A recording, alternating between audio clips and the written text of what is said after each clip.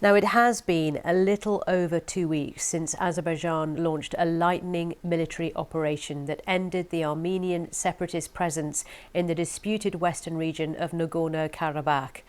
Almost the entire Armenian population of 120,000 people fled across the border to Armenia as the Azeri military quickly overwhelmed separatist forces. A meeting between the presidents of Azerbaijan and Armenia that was due to take place today in Spain has been cancelled.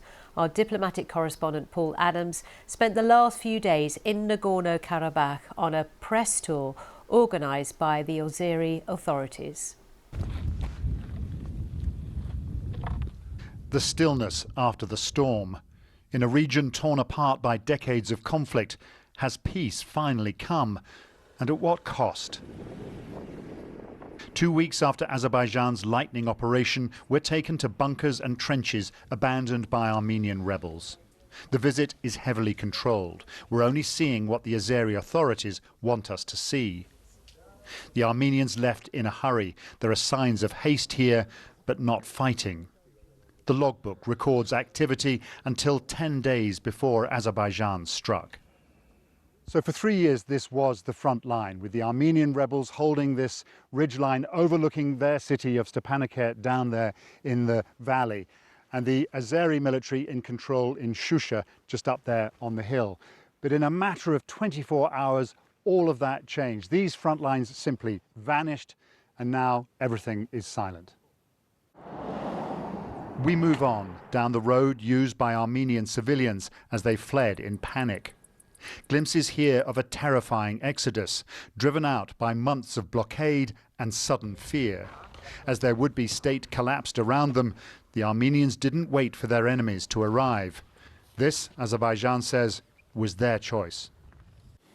Indeed, we do regret that the civilian population has decided, many of them, to leave.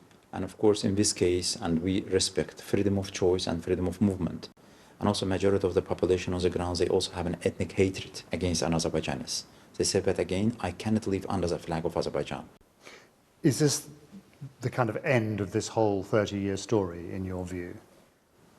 We do hope that, really, finally, we are coming to the final conclusion of this 200 years old conflict between Armenia and Azerbaijan.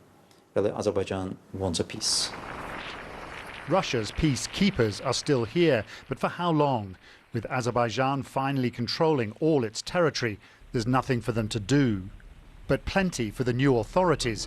In areas taken back earlier, the state is investing heavily. Power, roads, whole communities. In Lachin, the Najafov family has come back to a home seized by Armenia 31 years ago and now rebuilt. Today's freakish storm threatens to flood the house, but the family seems thrilled to be here. For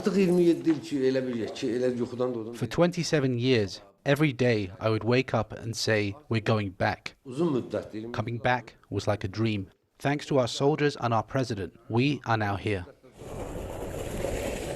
Azerbaijan feels that history is on its side. There's a real sense of pride here, but acute sensitivity too. This was as close as we were allowed to get to the abandoned Armenian city at the center of this whole story, Stepanakert, which Azerbaijan calls Khankendi.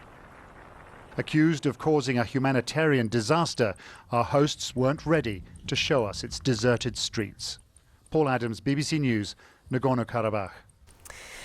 Well, let's go live to the Armenian capital now, Yerevan, and speak to our correspondent there, Reyhan Dimitri. Good morning, Reyhan. Now, yesterday you and I were talking about the meeting of the leaders of Azerbaijan and Armenia that would take place today in Spain. There was hope that might lead to some kind of peace.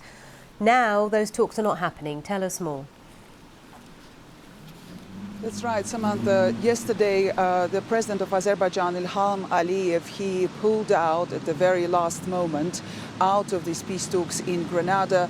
And the reasoning that was given by official press in Azerbaijan was that Azerbaijani leader wanted Turkey to be part of these talks. The proposed format was Armenia, Azerbaijan, Germany, France and the EU. But he pulled out, and that was the reason. He wanted Turkey to be part of it, and apparently Germany and France refused. That also came off the back of a visit by the French foreign minister to Yerevan, Catherine Colonna, who has promised military equipment to Armenia.